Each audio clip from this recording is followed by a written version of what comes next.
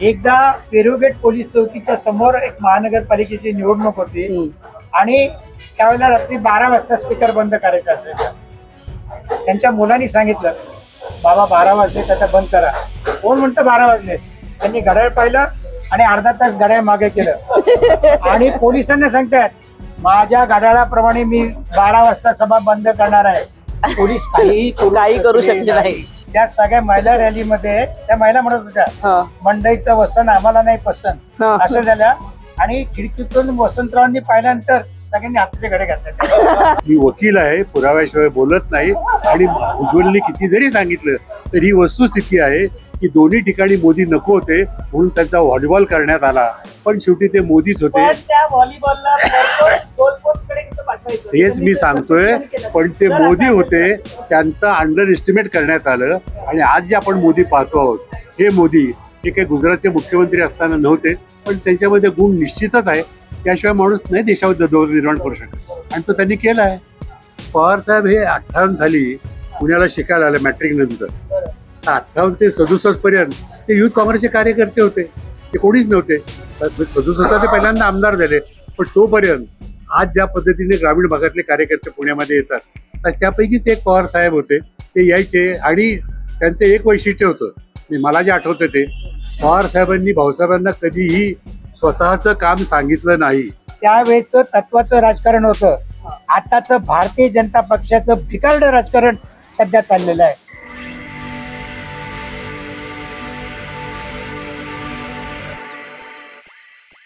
नमस्कार. पुणे शहर जे आहे ते एक सांस्कृतिक शहर आहे आणि इथे पक्षविरहित, पक्षाची सगळी राजकीय विचारसरणी बाजूला ठेवून एकत्रितपणे स्नेहभोजन असो किंवा जसा आज आम्ही नाश्ता करतोय तसा एकत्र करून दिलखुलासपणे गप्पा मारण्याची एक प्रथा, परंपरा आहे.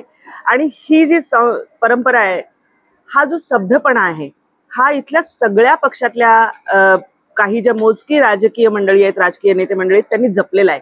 आणि वाडेश्वरच्या ज्या कट्ट्यावर आज आपण बसलेलो आहोत, तर वाडेश्वरचं मला वैशिष्ट्य सांगायचं की इथले काही जे पदार्थ आहेत ते अगदी खास आहेत. जसं आमचा हा सत्यजित जोशी पत्रकार आहे, तो रसम वडा खातोय. डॉक्टर साहेब आहेत, त्यांनी ती जी सॅलड मागवलेलं आहे. अण्णा तर तुम्हाला माहितीये खवय आहेत, सगळ्यांच्या ओळखीचे आहेत, अंकुश काकडेजी, ते तिथे डोसा आणि त्यांचा वडा सुद्धा मला वाटतं तुम्हाला आवडतो अण्णा. कोथिंबीर वडी ही इथली एक खासियत आहे.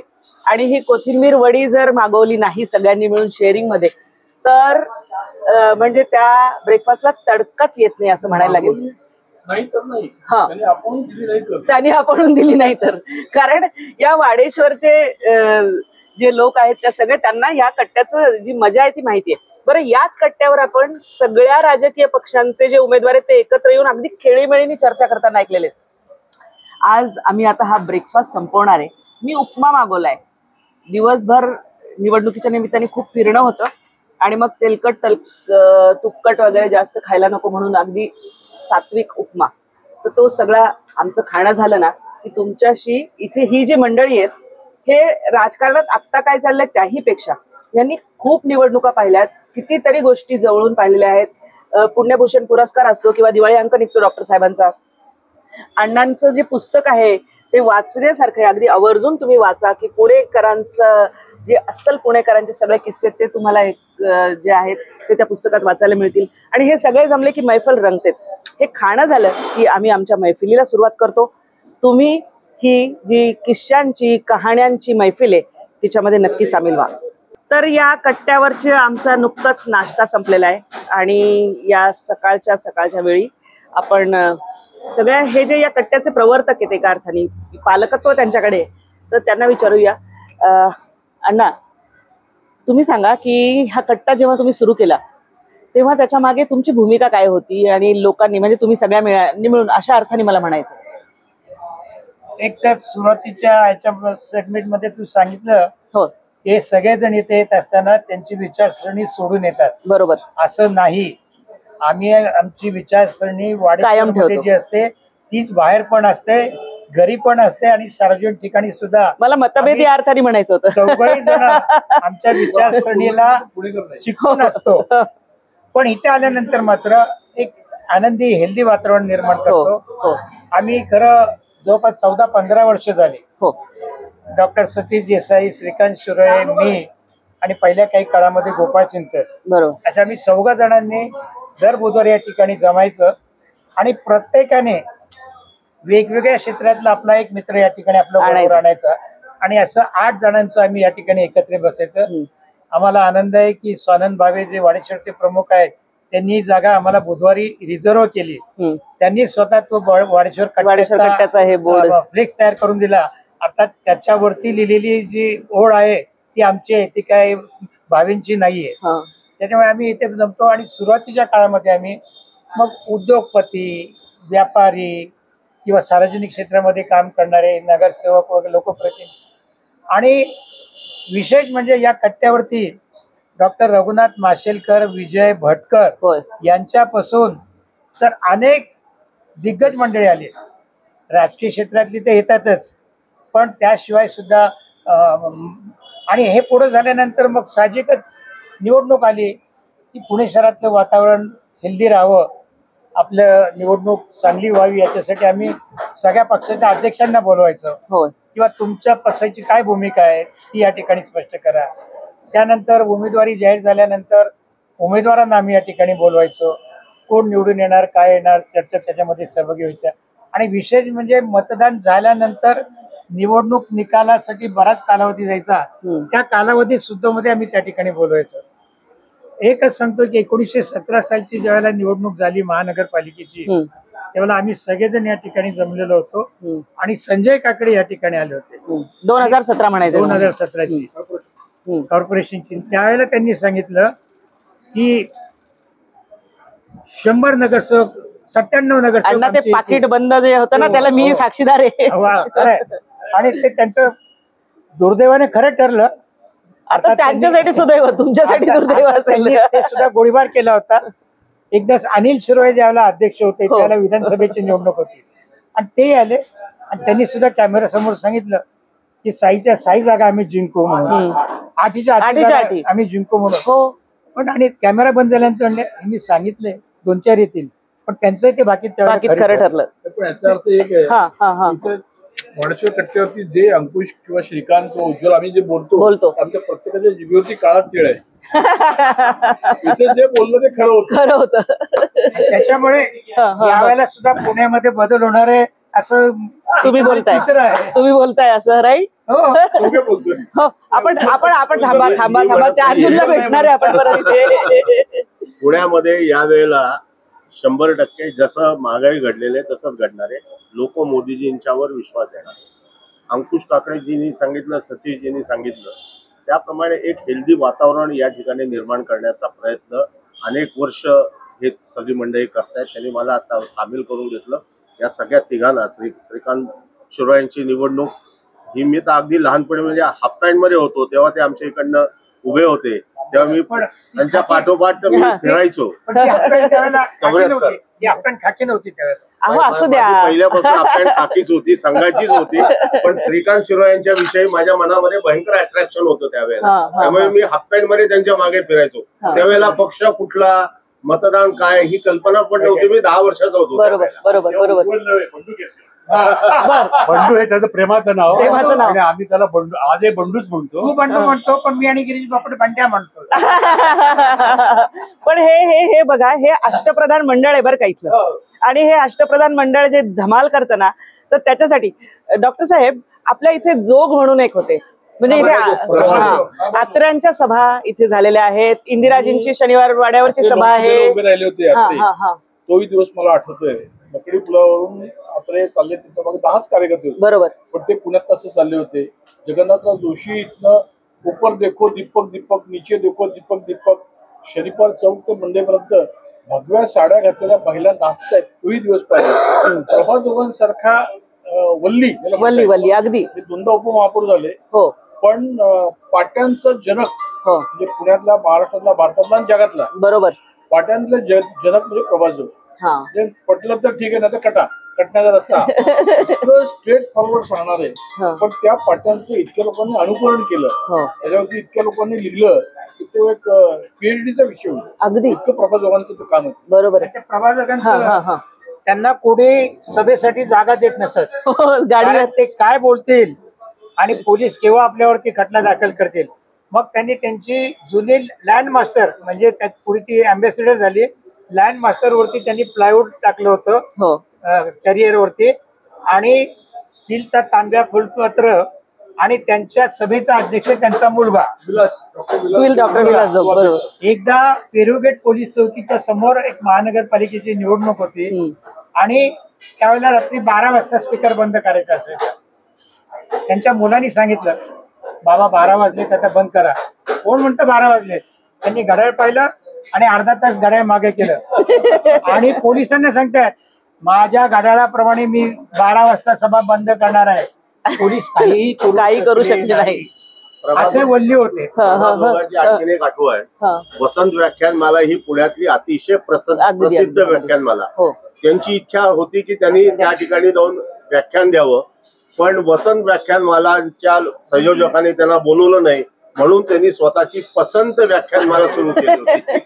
त्यांच्या सभेला अंकुश सांगितलं समोर महिला जर खूप बसल्या असतील तर ते पहिल्यांदा सांगायचं महिलांना तुम्ही घरी जा. मी काय बोलणार आहे ते हा भरोसा नाही. आणि अक्षरशः मी आचार्य आत्रेंची हुबेहूब कॉपी म्हणावं किंवा आपल्या आत्रेंचं म्हणणंच पुढे नेणारा पुढच्या पिढीतला माणूस म्हणावं. प्रभा जोगांच्या नंतर तसे जोग पुण्यात महाराष्ट्रात झाले नाही. आचार्य आत्रे नंतर दुसरे आत्रे झाले नाही, जोगांच्या नंतर दुसरे जोग झाले नाही. डॉक्टर म्हणाले ते खरं आहे, त्यांचा जिभेवरती ताबा नसायचा, पण त्याच्यामुळे त्यांना एकदा फार कठीण समस्या, कारण इंदिराजींबद्दल त्यांनी एक अपशब्द वापरला, नंतर त्यांनी माफी मागितली वगैरे, पण त्याच्यामुळे त्यांना कायदेशीर अडचणीला देखील सामोरं जायला लागलं. असेच आता तुम्हाला पुण्यामधले बोलली एक वर का एक जोरी नावाचे का दाते नावाचे ग्रस्त बगरी टोपी प्रत्येक लोकसभेच्या निवडणुकीला उभे राहणार. चिमणी प्रत्येक. आणि त्यांचं काम एकच असायचं की नाही तो झेंडे वेगळा आणि ते निवडणुकीला उभे राहायचे म्हणजे त्यांना काही निवडून यायचं नसेल तर पुणेकर त्यांना निवड, पण निवडणुकीचे काउंटिंगचे पास विकण्यामध्ये त्यांना पैसे मिळायचे. आणि एका निवडणुकीमध्ये बॅरिस्टर विठ्ठलराव गाडगे शेवटची 7-8 दिवसाची होती आणि ते होनराव आजारी पडले आणि त्यावेळेला निवडणूक आयोगामध्ये असं होतं की जर निवडणूक चालू असताना जर एखाद्या उमेदवाराचं निधन झालं तर ती निवडणूक पोस्टपोन होईल. गाडग्यांच्या छातीत धसका भरला. एवढं चांगलं वातावरण आहे आणि हा जो होनराव गेला पुन्हा मग गाडग्यांनी होऊन त्याला जहांगीर हॉस्पिटलमध्ये ऍडमिट केलं. आता पुढचं काही सांगत नाही, दुर्दैवाने काय झालं तर निकाल म्हणजे मतदान होईपर्यंत जाहीर करू नका एवढे सांगून उल्लेख प्रभा जोगांच्या त्या काळामध्ये त्यांच्या जर ऑफिसला गेलं प्रभा जोगांच्या खुर्चीच्या मागे मोरारजी देसाईंचा मोठा फोटो म्हणजे म्हणजे हे होते म्हणून मी आहे. दारूबंदी त्यांच्याकडे केसेस प्रचंड यायच्या. म्हणजे मला माझ्या यशाचं श्रेय या माणसाला आहे, त्याला रोज सकाळी नमस्कार करतो असं म्हणणारा आणि तसं करणारा अवलिया पक्का पुणेकर.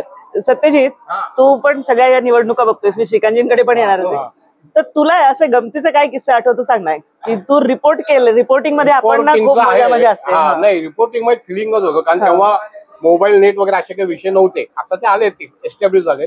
पण आता अंकुशने उल्लेख केला बॅरिस्टर विठ्ठलराव गाडगे यांचे इलेक्शन, आणि बॅरिस्टर विठ्ठलराव गाडगे यांची एक इलेक्शन खूप गाजली. त्याची कारणं सगळ्यांना माहिती आहेत. ज्या इलेक्शन मध्ये दुर्दैवाने ते पडले आणि तेव्हा राष्ट्रवादीची स्थापना झालेली नव्हती. बरोबर. आणि पवार आणि गाडगे असं एक काय म्हणतात कोल्ड वॉर ज्याला म्हणतो असं व्यवस्थितच होतं. म्हणजे पवारांची सगळी माणसं गाडग्यांच्या विरोधात काम करायची.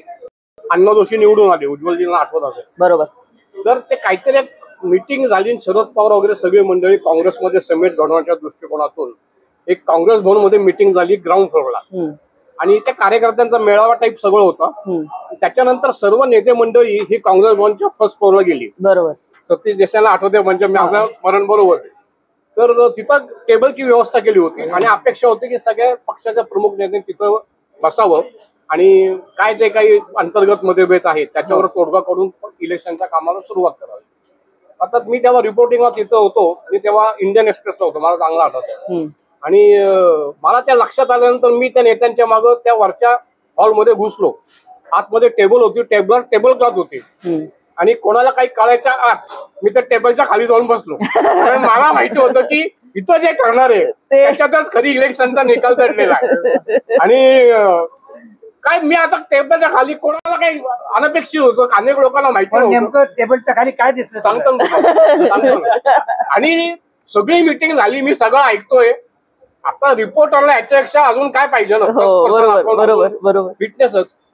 परंतु एका मित्राच्या लक्षात आलं, ते काँग्रेसचा नगरसेवक, नाव घेत नाही मी त्याचं, त्याला लक्षात आलं की काहीतरी गडबड आहे.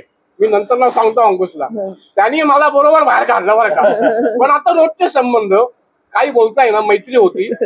पण मला जे काही मटेरियल पाहिजे होतं बातमीसाठी ते भरपूर मटेरियल मिळालं. मी त्याच्यावर दुसऱ्या दिवशी इंडियन एक्सप्रेस बातमी पण छापली. त्याच्यावर जो का अपेक्षित दंगा व्हायचा तो दंगा पण झाला. दुसऱ्या दिवशी सकाळी त्या नगरसेवक मित्राचा, ज्याने मला धरलं होतं, पकडलं होतं, त्याचाही फोन आला. मला काय ना सत्यजित असं असं करतो वगैरे. पण तो सगळा विषय त्याच्या मनात ती थोडे शल्य प्रदीर्घ काळ होते, हेही सांगतो की ही was not respecting me to behave in this manner. बरोबर. पण काय व्यवसाय काही गोष्टी अशा असतात, काही नाही. कसं आहे, ब्रेकिंग जे काय म्हणायचं सत्यजित कसं होतं माहिती का, यांना काहीतरी लपवायचं असतं आणि नेमकं तेच आपल्याला काढायचं असतं. त्यामुळे त्या गोष्टी आहेत त्याच्या माझे संबंध नंतर हे अगदी अल्पकाळ विषय झाला. बरोबर. आणि आज आमचे अतिशय उत्तम संबंध आहेत, एकमेकांचे संपर्क आहे. Correct, हा correct, विषय correct. तोही विसरून गेला, मी विसरून गेला. आता जुन्या आठवणी आलं म्हणून तो मला आठवला विषय.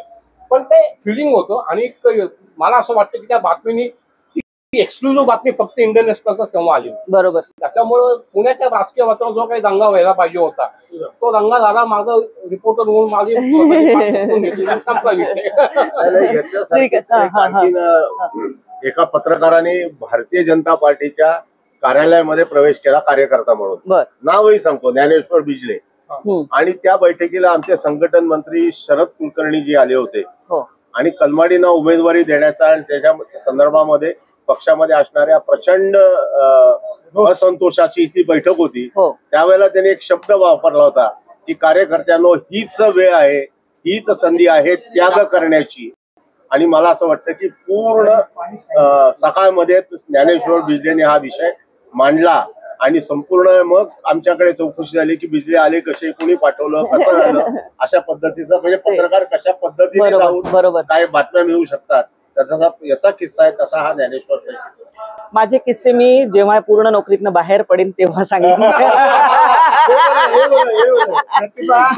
सरकारी नोकरी म्हणणं ठीक आहे, पण याच्यामध्ये मी सांगतो की उमेदवारांच्या मधला फरक, आताचे उमेदवार आणि त्यावेळेचे. मगाशी जो सत्यजितने उल्लेख केला की ज्या निवडणुकीमध्ये गाडगेंचा पराभव झाला त्याला गाडगेंचा उमेदवार किती संयम पाळू शकतो हे मी गाडगेंकडे पाहू शकतो. कारण त्यावेळेला प्रकाश देरेंचा एक मोठा गट होता की जो गाडगेंचा पूर्ण समर्थक होता. पण त्या गटाच्या विरोधामध्ये पक्षामध्ये असंतोष होता. आणि आम्ही नुकतेच काँग्रेसमध्ये मर्ज झालो असल्यामुळे काही जुन्या त्यांच्या काँग्रेसमधले आणि आम्ही गाडग्यांच्या बद्दल तक्रारी, गाडग्यांबद्दल तक्रारी नव्हत्या पण डेरेंबद्दल आणि त्यांच्या सहकाऱ्यांबद्दल तक्रारी, म्हणून कोणी काम करत नव्हते. गाडगे साहेबांनी काँग्रेस हाऊसच्या वरच्या रूम मध्ये मीटिंग बोलवली. त्या मीटिंगला गाडग्यांच्या विरोधातले मी म्हणणार नाही, पण डेरे आणि त्यांच्या सहकाऱ्यांच्या विरोधातला सगळा गट जमला होता. मग वस्ताद रियाज असेल, त्याच्यानंतर विजय नालम असेल आणि राष्ट्रवादीमधून म्हणजे पवार साहेबांचा गट 2 तास गाडग्यांवरती फार मोठा भडीमार केला. गाडगे साहेब एकटे आणि बाकी जवळपास 30-40 जण ते. रात्रीची वेळ, माझ्या माहिती 7:30-8 वाजता सुरू झालेली बैठक 9 वाजे गरम होत होतं. गाडगे साहेबांकडे त्यांचा रुमाल हा छोटा खादीचा रुमाल असेल. या सगळ्या याच्यामध्ये त्यांनी 2-3 वेळा उज्ज्वल लिटरली रुमाल घाम पुसल्यानंतर पिळायचे. हे आमचे फॅक्ट आजही माझ्या समोर ते ठेवा. एवढं सगळं त्यांनी ऐकलं. ठीक आहे म्हणजे सगळं झालं. त्यांच्या चुका मी पदरात घेतो, पण पक्षासाठी तुम्ही सगळ्यांनी काम करा माझ्याकडनं एवढं. नाहीतर एखादा त्याच्या विरुद्ध सुभाष जगतापची एक घटना, विधानसभेच्या निवडणुकीला उभा राहिला होता आणि तापकीर म्हणून आमचा ते शशिकांत तापकीर म्हणून तिथला प्रभागचा अध्यक्ष होता, त्याच्या घरी मीटिंग होती. वंदना चव्हाण वगैरे आम्ही सगळे होतो. आणि त्यावेळेला सुद्धा सुभाष जगतापच्या विरोधातले अर्थात काही छोटे मोठे कार्यकर्ते सुद्धा फार अद्वा बोलत होते. पण यांनी 10-15 मिनिटं ऐकलं आणि नंतर उठला. तुम्हाला काय करायचं ते करा. एक तर त्यांनी शब्द असा वापरला की तुम्हाला मीडियासमोर वापरता येणार नाही, काय करायचं ते करा, मी पडलं तरी चालेल, तुम्ही याला काय करायचं करा, आणि उठून गेला. आणि त्याचा परिणाम त्याला भोगावा लागला, निवडणुकीत तो पराभव झाला. श्रीकांतजी, गाडगिळांचं हा संयम खरे खरे खरे खरे. श्रीकांतला तर निश्चित श्रीकांतजींकडे यायला पाहिजे, कारण श्रीकांतजी तिकडे बसलेत थोडे. श्रीकांतजी, तुमचा असा रंजक किस्सा जो तुम्हाला कायम स्मरणात राहिला, कुठल्याही पक्षाच्या नेत्याचा असू द्या किंवा प्रसंग असू द्या. 2 किस्से आहेत. हा. एक विधानसभेचा आहे आणि एक राज्यसभेचा आहे. विधानसभा अगोदर होती 62 साली. त्याचा किस्सा असा आहे की शिवाजीनगर मतदारसंघामध्ये बरोबर 57 सालच्या निवडणुकीमध्ये सगळे समिती निवडून आली होती, भाऊसाहेब बिनविरोध निवडून आले होते, महापौर झाले होते आणि भाऊसाहेबांचं मोठं वजन होतं. पण संयुक्त महाराष्ट्र निर्माण झाल्यानंतर यशवंतराव चव्हाण साहेबांचं जे बेरीजाचं राजकारण होतं त्याच्या अनुषंगानं त्यांनी भाऊसाहेबांना आणि त्यांच्या सहकाऱ्यांना काँग्रेसमध्ये घेतलं. आपल्याला कल्पना आहे की पक्षामध्ये घेताना आजच्यासारखं काही व्यवहार होत नाहीत, पण काही देवाणघेवाणी चर्चा होते, शब्द दिले जायचे. आजकाल वेगळं दिलं जातं, तेव्हा शब्द दिले जायचे. आणि मग यशवंतरावांनी भाऊसाहेबांना शब्द दिला होता की मी तुझं पॉलिटिकली पुनर्वसन करीन, तुला मी आमदारकीची संधी देईन. 62 साली शिवाजीनगरमध्ये आमदारकीच्या निवडणुका आल्या, पण यशवंतरावांच्या लक्षामध्ये आलं की इथे आपण सगळं बर्व्यांना संधी देऊ शकतो. आणि सगळं बर्वे निवृत्त झालेले IAS अधिकारी होते, अत्यंत विद्वान. पुणे महानगरपालिकेमध्ये त्यांनी 52 ते 54 पर्यंत, म्हणजे 50 ते 52 पर्यंत त्यांनी, नाही आयुक्ताच्या अगोदर प्रशासक, BPMC ऍक्ट 49 ला आला, 50 ला कॉर्पोरेशन स्थापन झाली, 52 ला निवडणूक झाली. त्या 2 वर्षामध्ये प्रशासक म्हणून बर्व्यांनी अतिशय उत्कृष्ट काम केलं. आणि हे बर्वे आपल्या पक्षामध्ये आले, it will be an asset म्हणून मग त्यांनी भाऊसाहेबांना वगैरे सांगितलं. आणि मग ठीक आहे, ती चर्चा झाली कार्यकर्त्यांची भाऊसाहेबांच्या वगैरे, आणि बर्व्यांना तिकीट दिलं. मग बर्व्यांचा प्रचार करत असताना त्या काळामध्ये जीप, उघडी जीप हे ते उमेदवाराचा प्रचाराचं साधन असायचं. तर एकदा मी 15-16 वर्षाचा होतो आणि मग कार्यकर्त्यांच्या बरोबर जाताना मी त्यांच्याबरोबर होतो, अर्थात भाऊसाहेबांचा मुलगा म्हणून थोडं महत्व होतं. आणि मग जाताना एका अरुंद रस्त्यावरती आम्ही अडकलो. त्याचं कारण असो, पुढे जनावरांचा कळप चालला होता आणि त्यावेळेला काँग्रेसची खूण बैलजोडी होती. तर कोणीतरी गाडीमधलं म्हणलं, अरे काय या जनावरांनी, तर बरोबर पटकन म्हणाले, आता आपण त्यांच्या कळपात आलोच आहोत, बरोबर. म्हणजे हा त्यांची जी समय सूचकता हा एक किस्सा आहे. दुसरा किस्सा 64च्या राज्यसभेच्या निवडणुकीचा आहे. आजकाल राज्यसभा ही तडजोडीची म्हणून दिली जाते, हा विषय तेव्हाही होता, पण पुन्हा बेसिक फरक होता त्याच्यामध्ये की 64 भाऊसाहेबांना जो शब्द दिला होता, तर 64ची राज्यसभा लागल्यानंतर यशवंतराव भाऊसाहेबांना म्हणाले की अरे तू राज्यसभेमध्ये यावं अशी माझी इच्छा आहे. आजकाल राज्यसभा मिळतं म्हणल्यानंतर लोक आकाश पाताळ एक करतात, मिळावी म्हणून करतात. पण भाऊसाहेबांनी त्यावेळेला विनम्रपणे यशवंतराव सांगितले की साहेब, माझी मुलं लहान आहेत आणि नुकत्याच झालेल्या 500च्या पुरामध्ये माझं आर्थिक नुकसान खूप झालेलं आहे. अशा परिस्थितीमध्ये मला दिल्लीला जाणं परवडणारं नाही, किंवा मला आणि माझं कार्यक्षेत्र पुणे शहर आहे, मला विधानसभेमध्ये, विधान परिषदेमध्ये इंटरेस्ट आहे, त्या दृष्टीने माझा विचार करा, मला राज्यसभा नको. मग भाऊसाहेबांनी त्यांना विचारलं की तुला नको तर कोणाला देऊया. मग त्यावेळेला परिस्थिती अशी होती की जो शहराच्या राजकारणामध्ये लुडबुड करेल आणि जो इथं नको आहे त्याला राजकारणाच्या बाहेर काढायचं, त्याला पुणे शहराच्या राजकारणातून बाद करायचं म्हणून त्याला दिल्लीला पाठवायचं. आणि मग त्यावेळेच्या सगळ्या मोठ्या नेत्यांच्या संमतीने मोहन धारियांचं नाव ठरलं. आणि मग डॉक्टर तोंडार साहेब, मग धारिया साहेब दोघे महाडच्या, तुला त्याच्याबद्दल सांगू की त्यांच्यावर काम केलंय, त्यामुळे चांगल्या अर्थाने म्हणतो मी. आणि मग धारिया पुण्याच्या राजकारणामध्ये नको म्हणून धारियांना मग 64 साली राज्यसभेवर पाठवलं. म्हणजे सोय कशी करायची, कशी नाही करायची. आणि त्यावेळेला एक अलिखित नियम होता की शहरातल्या कार्यकर्त्यांनी शहरातल्या विरोधात ठरवायचे आणि ग्रामीण भागातल्या नेत्यांनी, म्हणजे मामासाहेब भोळ असतील, काकासाहेब भेलके असतील, या सगळ्या मंडळींनी ग्रामीण मधल्या विरोधात ठरवायचे आणि लुडबुड करायचे नाही. आणि मग यशवंतरावांच्या नेतृत्वाखाली अशा पद्धतीने ते काम चालू. ही तुमची अच्छा डॉक्टर पुण्याच्या बाहेर काढलं ना, कार्यांच्या दृष्टीने इष्टापत्ती झाली. शिकांमध्ये बरोबर आहे, मी त्यांच्या एकदम क्लोज तेव्हापासून 64 पासून क्लोज होतो. त्यामुळे ते पार्लमेंटला जाऊ शकले. बरोबर. यंग टर्क म्हणून देशामध्ये हो, तरुण तुर्क ते जे यंग टर्क, बरोबर, इंदिरा अगदी. गांधींच्या विरुद्ध. होय होय आणि त्या काळी असं म्हणलं जायचं, लहान मुलगा रात्री झोपेतनं रडायला लागला तर म्हणायचे लवकर झोप, यंग टर्क बोलवेन. इतकी दहशत चांगल्या अर्थानं. यांची तरुण असं तुर्कांची. म्हणतात देशात यंग टर्क म्हणून त्यांनी केली होय होती. होय होय 80ला जेव्हा ते पुन्हा उभे राहायला ठरलं तेव्हा साहेबांनी त्यांना बारामतीमध्ये दिले. हा इथं पुण्यात 77ला पुण्यात निवडून आले झाली हो हो वसंतराव थोरातांच्या विरुद्ध. बरोबर. मला अजूनही आठवतं मंडईमध्ये धारी यांची मुलगी आणि तिथे सगळ्या महिला आल्या होत्या सगळ्या तिथे आणि जोर मंडईमध्ये नाचत होत्या. मंडईचं वसन आम्हाला नाही पसंत. तर आम्ही म्हटलं अहो इथं म्हणू नका, तुम्हाला पंचायतीला आम्हाला आम्हाला पंचायत. पण ते म्हणण्याचं डेअरिंग त्यांनी त्यावेळेला तिथे केलं. तिथनं मग 80ला साहेबांनी त्यांना बारामतीला नेलं आणि मग तिथून ते राजकारणाच्या याच्यातून बाहेर पडले. सांगतो ना मला. हा, त्यांनी हा, हा. एक मिनिट, हा, हा. डॉक्टर म्हणाला ते खरं आहे, पण त्यांनी अर्धवट सांगितलं. हम्म. त्या सगळ्या महिला रॅलीमध्ये त्या महिला म्हणत होत्या हा. मंडईचं वसन आम्हाला नाही पसंत हा. असं झाल्या. आणि खिडकीतून वसंतरावांनी पाहिल्यानंतर सगळ्यांनी हाताचे घडे घातले. सगळ्या अर्थाने बिझी होती. आणि अशी गोष्ट त्यानं मी लहान होतो पण मला ती इलेक्शन आठवते. मी त्या भागात राहायचो त्या काळात आणीबाणीच्या नंतर. आणि थोरात कुटुंबाचा एक दबदबा होता. दबदबा सुद्धा सभ्य आहे असं माझ्या बोला बोला नाही, बोला. नाही, हे मी आपल्याला सांगितलं हो. 64 सालचं हा, उदाहरण. हा. आणि त्यावेळेला परंतु 64च्या नंतर पुन्हा 70 साली त्यांना सेकंड टर्म मिळाली. हो 71 साली त्यांनी तोपर्यंत दिल्लीमधल्या नेत्यांशी चांगलं सन्मान मानलं हो होतं हो आणि लोकसभेची त्यांनी उमेदवारी मिळवली. आणि त्या लोकसभेच्या धारिया साहेबांच्या निवडणुकीचे प्रचार प्रमुख हे भाऊसाहेब शिरोळे होते. अरे रोज सकाळी हा, 9 हा, वाजता हा. धारिया आमच्या बंगल्यावरती यायचे. यायचे. हा. मग भाऊसाहेबांचा ड्रायव्हर धारिया साहेब पुणे शहरातल्या उद्योगपती व्यापारी या हा. सगळ्या धनाढ्य मंडळीकडे जाऊन धारियांच्या निवडणुकीसाठी पैसे गोळा करत होते आणि त्या पैशावरती धारियांची निवडणूक झाली.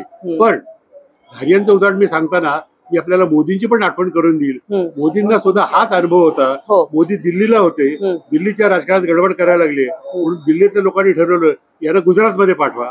गुजरातमध्ये आल्यानंतर त्यांनी तत्कालीन मुख्यमंत्री पटेल त्यांना त्रास दिला म्हणून त्यांनी त्याला परत दिल्लीला पाठवलं. आणि मग दिल्लीला जाऊन त्यांनी वरिष्ठांशी सन्मान मानलं. आणि मग पुढचा मोदींचा इतिहास आपल्याला सगळ्यांना माहिती आहे. तर दिल्लीला गेलेल्या संधीचा सदुपयोग कसा करायचा मोदी धारिया ही उदाहरण आहे. उज्ज्वलजींना काहीतरी याच्याबद्दल बोलायचं. हा मी बघते. हा. मोदी हा, बोला.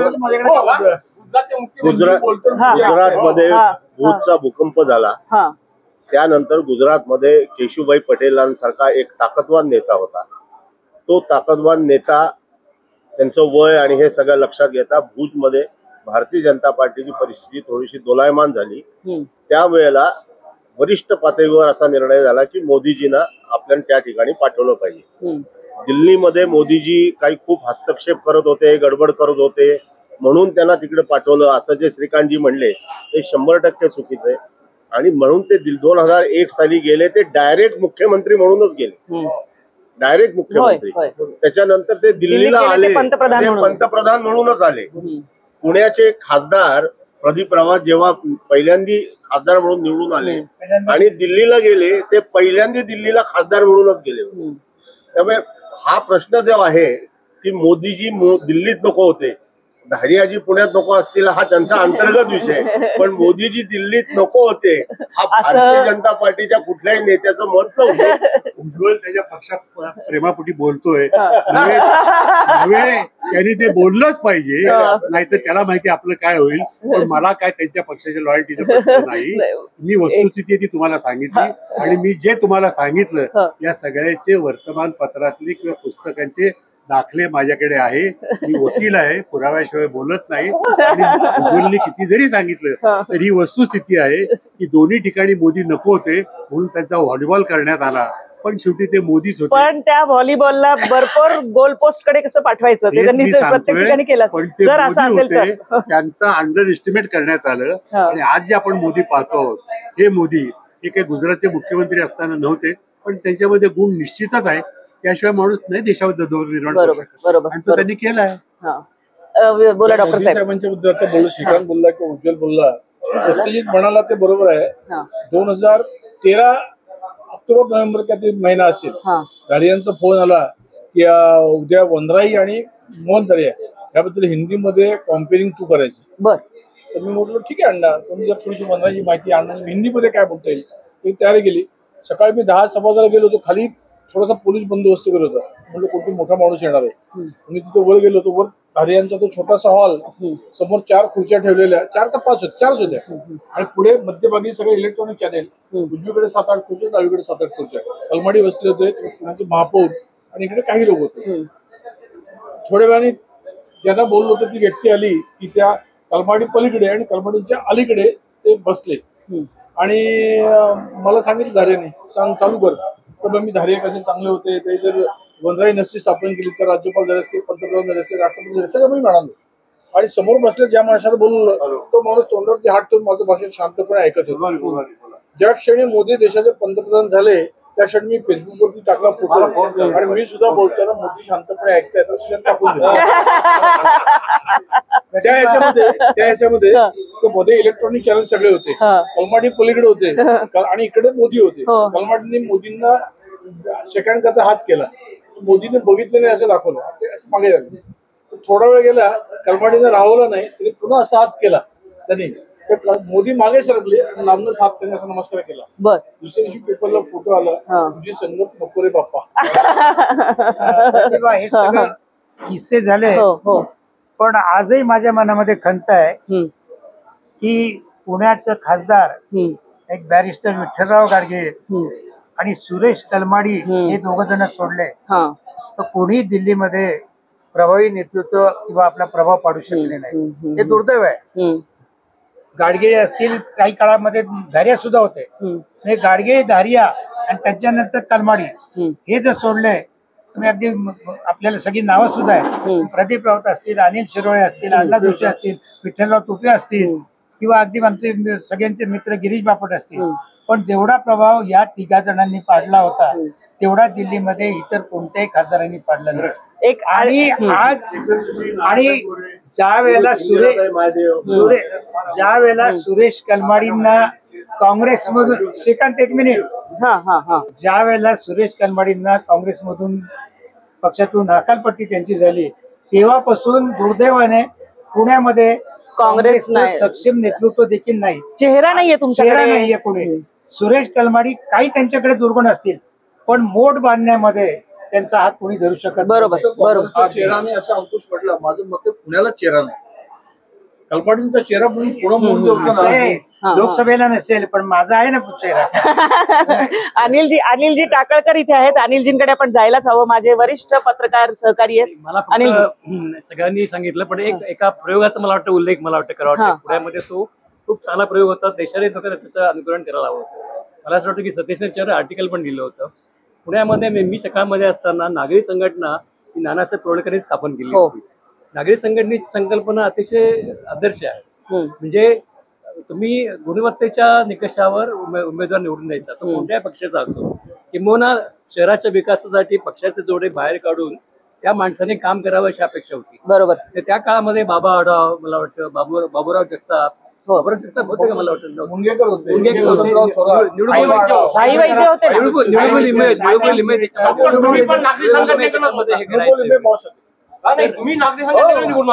मला असं वाटतं की हा छान झाला होता.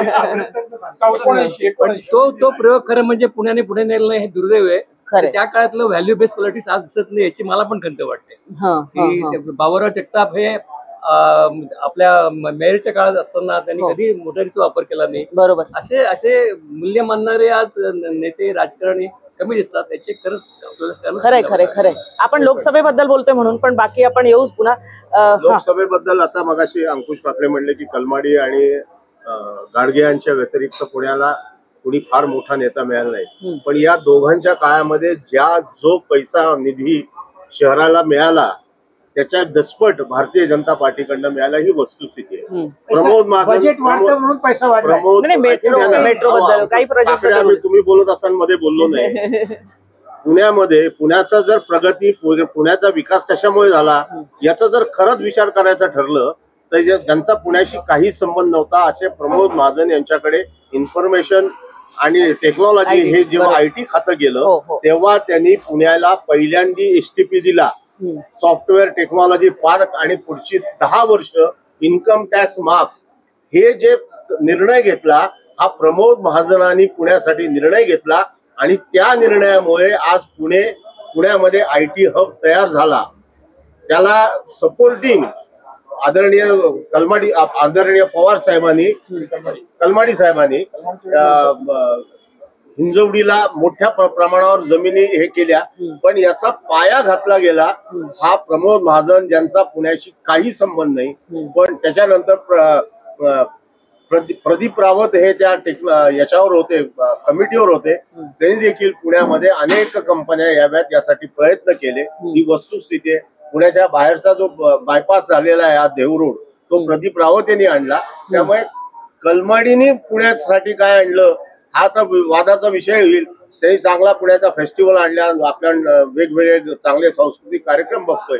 पुण्याचा विकास, पुण्याची प्रगती जर झाली असेल तर ती भारतीय जनता पार्टीच्या प्रमुख महाजनांच्यामुळे. नाही सगळ्यांचंच कॉन्ट्रीब्युशन कुठे ना कुठेतरी आहे ना, आहे ना. पण हे काय म्हणले की काहीच झालं नाही, या दोघांनी केलं. तुम्ही जे आज या ठिकाणी बोलवलंय ते भाजप आणि काँग्रेस मधल्या वादावरती नाही बोलत नाही. आपण किस्से करतो अगदी अगदी. तर मला पण आता मला एक म्हणायला पाहिजे की आपण पवार साहेबांकडे आलो नाही. म्हणजे बारामती जरी असलं तरी पवार साहेबांची जी सगळी जडणघडण आहे ती पुण्यामधली आहे, शिक्षणापासूनची ते सगळं. तर 1999च्या आधी काँग्रेस राष्ट्रवादी एकत्र होते. मला पवार साहेबांबद्दल आणि मग श्रीनिवास पाटील असतील, त्यांचे सगळेच एकंदर मित्र, विठ्ठल शेठ असतील, त्यांचे सगळे एकत्र मित्र आणि त्यांनी केलेलं त्यावर जास्त बोलू शकतील, हरकत नाही. अण्णा पवार साहेबांचं 1999च्या आधी तुम्ही होतात आणि तुमच्या पुण्यभूषणच्या अनेक दिवाळी अंकांच्या ह्याला प्रकाशनाला. आणि मी तुम्हाला सांगते पवार साहेबांची अराजकीय भाषणं अतिशय उत्तम, 6 वेळेला पुण्यभूषण पुरस्कार म्हणजे राजकीय नसतात असं नाही, अराजकीय भाषणं अधिकच चांगली असतात ऐकण्यासाठी. हा, तर आपण पवार साहेबांबद्दल बोलतो आहोत की त्यांचे काही किस्से, आठवणी, कारण 99च्या आधीपर्यंत राष्ट्रवादी आणि काँग्रेस एकत्रच होते. पवार साहेबांचा एक किस्सा मला बरं इथून सुरुवात आहे काय आला बर की पवार साहेब जेव्हा कॉलेजमध्ये शिकायचे आणि यांचा जंगली महाराज रोडला पंप असायचा, तर भाऊसाहेब हे आतमध्ये बसलेले असायचे आणि शरद पवार साहेब हे पेट्रोल पंपाच्या बाहेर खुर्ची टाकून बसलेले असायचे. असा संभाजी पार्कच्या समोर कंपाऊंड असायचं. आणि पवार साहेब हे 58 साली पुण्याला शिकायला आले मॅट्रिक नंतर. बरोबर. 58 ते 67 पर्यंत ते युथ काँग्रेसचे कार्यकर्ते होते, ते कोणीच नव्हते. 67 ते पहिल्यांदा आमदार झाले. पण तोपर्यंत आज ज्या पद्धतीने ग्रामीण भागातले कार्यकर्ते पुण्यामध्ये येतात त्यापैकीच एक पवार साहेब होते. ते यायचे आणि त्यांचं एक वैशिष्ट्य होतं, मला जे आठवतं ते पवार साहेबांनी भाऊसाहेबांना कधीही स्वतःच काम सांगितलं नाही की मला पोलिसनी पकडलंय, मी डबल शीट चाललोय, मला फलान काय नाही. ते दरवेळी कुठल्या तरी एखाद्या ग्रामीण भागातल्या विधेयकाला घेऊन यायचे आणि मग भाऊसाहेब याला ही अडचण आहे, त्याला ती अडचण आहे, त्याला ही ऍडमिशन पाहिजे.